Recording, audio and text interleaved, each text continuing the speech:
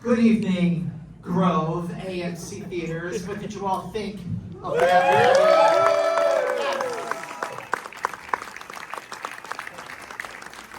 That is the kind of reaction we want to have on opening night for the grand finale of Downton Abbey. How many of you all have been Downton Abbey fans since the beginning? Well, you are at the right place. We're going to have an amazing conversation right now. Please welcome to the stage, we have Joanne Froggatt.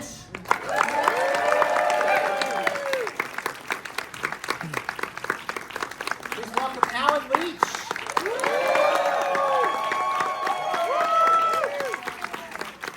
Please welcome Director Simon Curtis.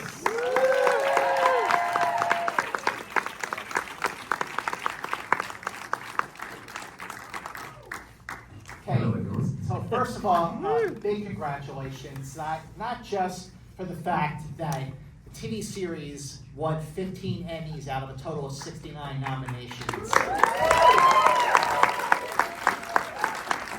but that all three of these movies did right by Downton Abbey, and this third and final film really stuck the landing with a very heartfelt send-off to Downton Abbey. And really, Simon, what was the biggest challenge for you and Julian Fellowes to do that? To really, make sure that you were all going to get it right.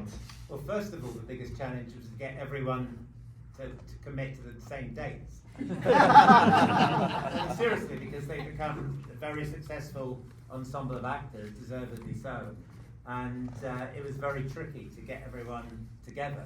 And then when we did get them all together, it was very important for us all to reward the audience and reward the actors by delivering the ensemble as the emotional farewell that they deserved. So how did knowing that this really truly was going to be the last film just sort of inspire your approach to making this last film? Alan, this one's for you. Okay.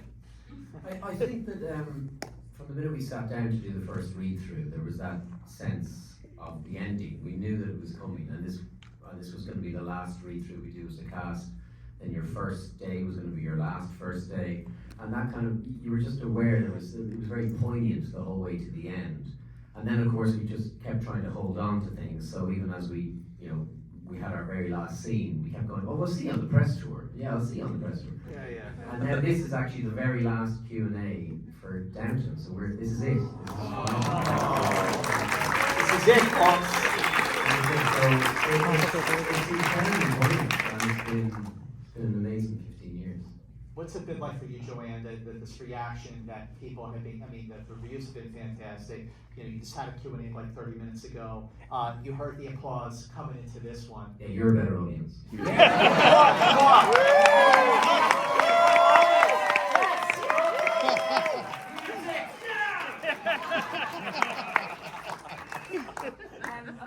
the most wonderful feeling, honestly, to, as Alan said, we have worked together in this amazing cast and crew for 15 years, and the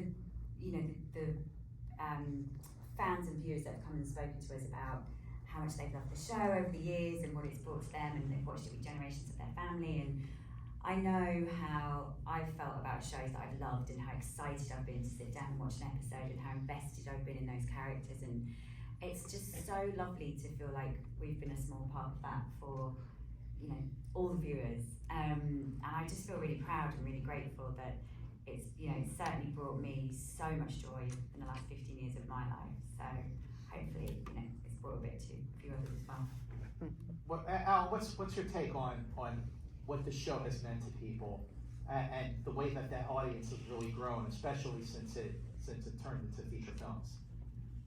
When people come up and talk about the show, normally it's actually in the way that they say it's almost generational. People watched it not only on their own, but with either parents, grandparents, or with their children.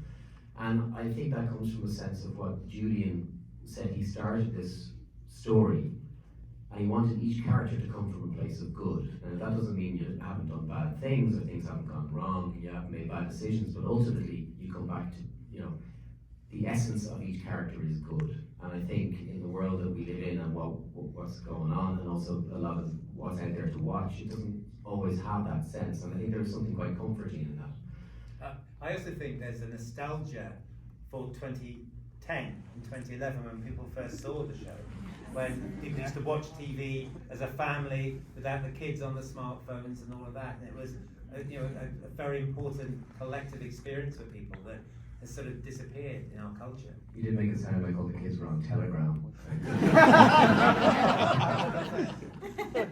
I just remember, thinking back to watching that first episode. It was like taking place right after the Titanic and everything. But yeah, I mean, you're right. I mean, this is going on now, for 15 years. It's always been with us. And, Simon, when you came back to direct this third movie after directing A New Era 3 years ago, I mean, what's it like for you? I mean, it must be like a director's dream to be able to assemble a great ensemble cast that they just have lived with these characters for so long.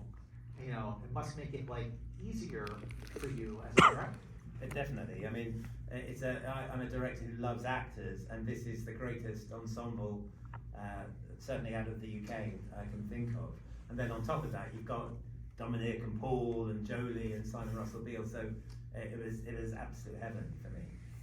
And then not only that, when you're actually working scenes, the actors bring their own experience and their deep knowledge of those characters. So it just elevates everything, I think. So that deep knowledge, whenever any actor is doing a TV series, there's a certain point when the show goes into like a second or third season when actors start to feel a sense of, like, for lack of a better word, ownership of their character.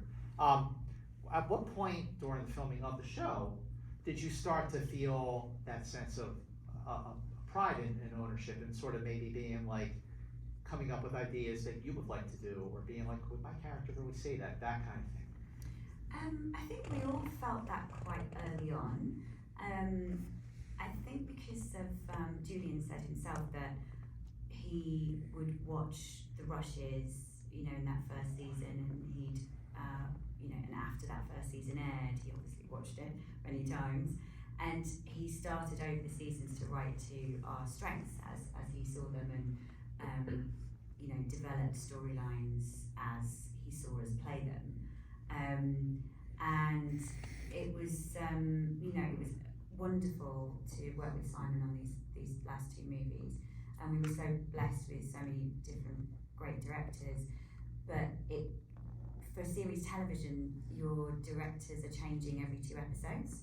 So sometimes you do sort of have more experience of that character in that show than the director may have. So it's really important to have that collaboration.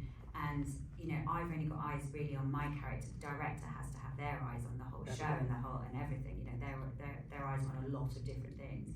And Simon especially is just always so collaborative and always open to hearing what we think about our characters, which is really wonderful. And I think you have to be really confident and strong in yourself to be able to be so open and go, well, what do you think Anna's thinking now? What do you think Anna's feeling now? And there's times obviously we look to Simon and say, I'm not sure about this. Can you give me a little, steer with this? And he'll always have something great to give you. So yeah, it's been a lovely collaboration. And we can be specific actually. That last scene where Anna and Mary are saying goodbye, I just said, well, do you think they'll touch? Do you think there should be a hug? And both Joe and Michelle were absolutely resolute. They shouldn't touch, and it makes and they were totally right, and it makes it an even more emotional scene, curiously.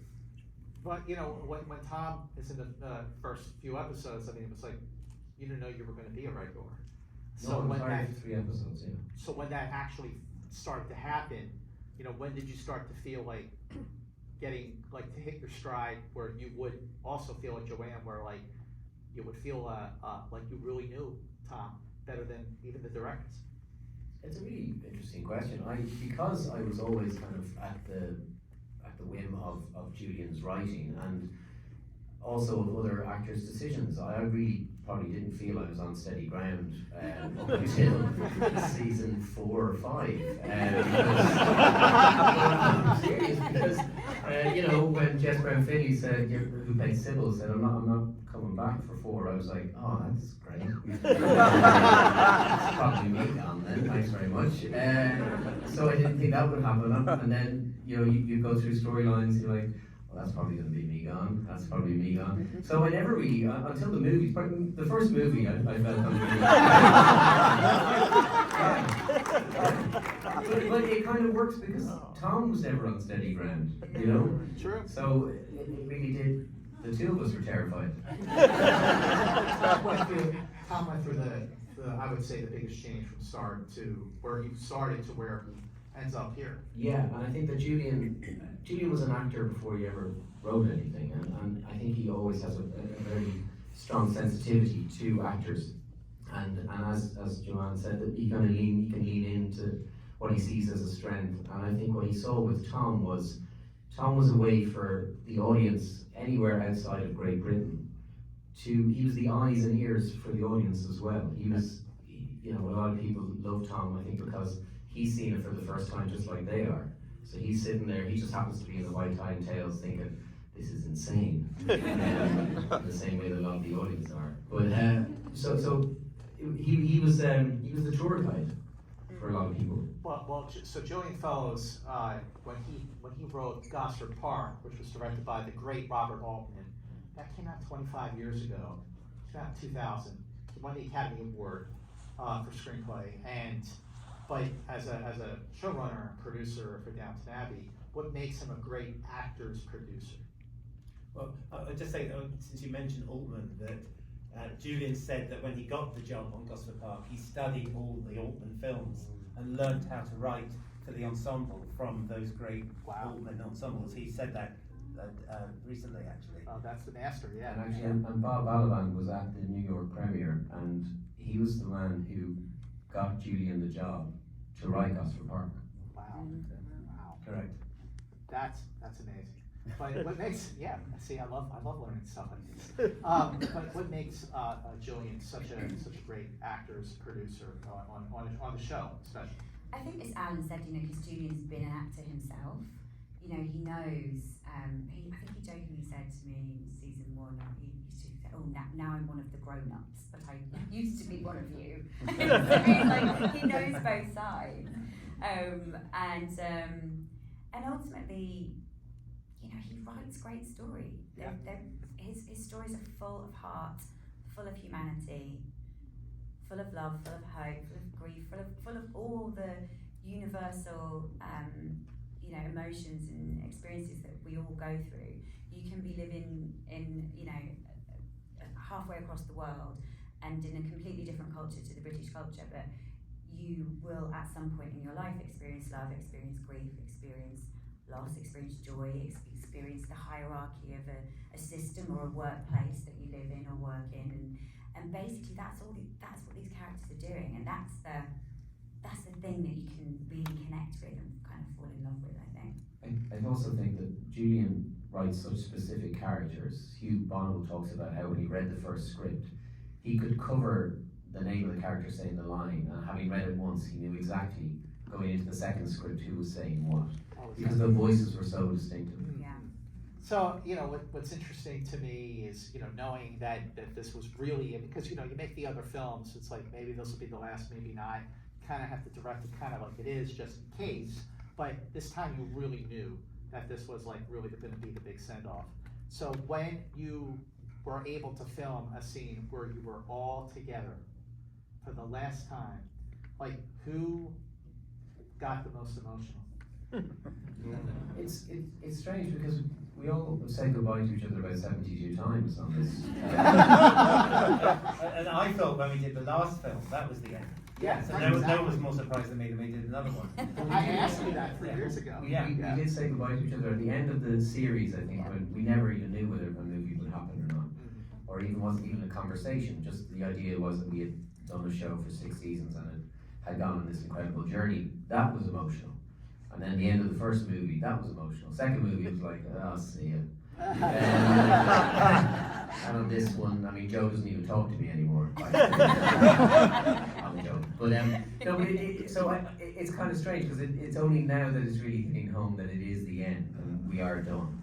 So yeah, I'll just go away. Irish repression, I'll just do it. Crying loud. What was the biggest takeaway for you as an actor, having worked on 15 years of Downton Abbey? Well, as an actor, I mean, it was so incredible to play a 15-year journey of a character. I mean, no, well, it's slightly more because the first season starts in 1912 and then we finish in 1930. So, 18, something like that? Yeah, okay, great. I'm an actress, not a mathematician. Yeah, so an 18-year journey for Anna, a 15-year journey for me. And it's, you know, it's sometimes you only get 2 hours to tell a story, and sometimes you get, you know, 6 seasons, and sometimes you're lucky enough to get 6 seasons and 3 movies to tell a story. So I'm pretty sure it's something I won't ever get to do again on that scale, you know. Did you keep anything from, you know, the set and your like? Hugh Bonneville, he lives in my garage.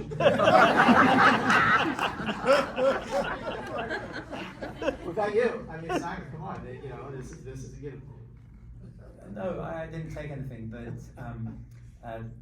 was a real privilege to work with this ensemble, and I'll take that with me forever. Oh, sure, absolutely. You know, over these years, you know, there certainly, you know, all the, you know, I've been living a life for 34 years, and you know, work for a lot of different companies in the media, and you know, you just meet people. They're just such big fans of Downton Abbey, and you know, got me thinking, like, over the years, you know, with all the events that you've gone to, like whether it's premieres or you know, industry events, like, was there ever like a big surprise fan of Downton Abbey that you just never expected?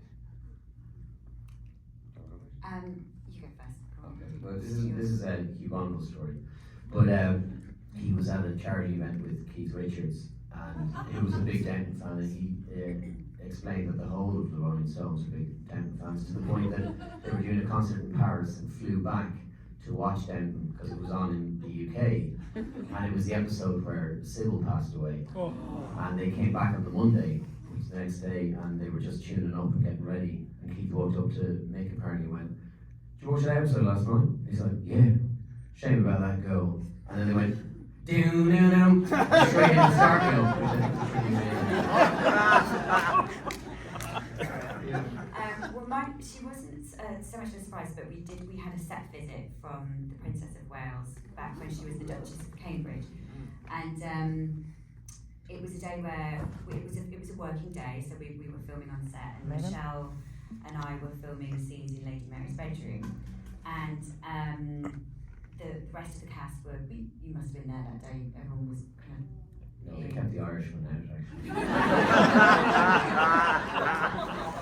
Okay, well, there's another story. But, yeah, so you know, all the cast and crew were in, and there was a meet and greet, and basically there's this sort of, I guess it's the royal version of a talent handler that comes in ahead of her and kind of goes, right, the Duchess will be here in 30 seconds. So you're like, okay. And then he comes in again and he's like, 20 seconds. 10 seconds, she's like, okay.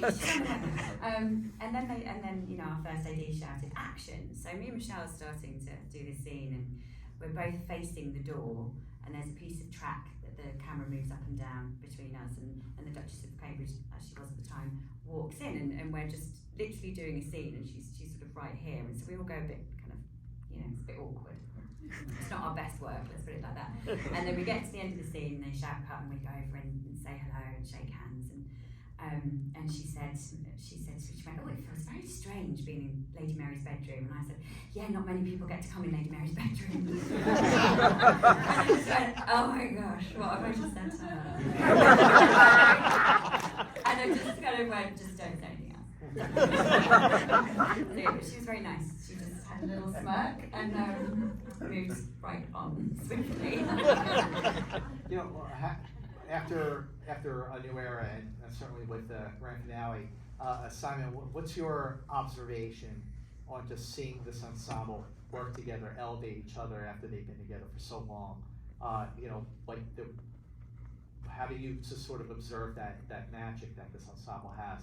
Well, it's not quite unique in showbiz history, but it's pretty unique to see a family, and I just don't mean the Granthams, I mean all the characters interact like a family in a good and a bad way sometimes. But it just is such a rich experience, and you know, I can't remember, there was one scene around the dinner table, I think, and we just rehearsed it, and I looked at it and I thought, I've got nothing to say, this is fantastic. And I said that at the time, do you remember? Because everyone had become prepared, everyone knew their characters so well, and it made it for a very easy day for me. Wow. I also think it's really important to say that Simon has obviously been with us because he's married to Elizabeth McGovern, has been with us from day one, but actually it brought an emotional resonance to him directing it because he cared as much as we did about our characters, and I think it's important to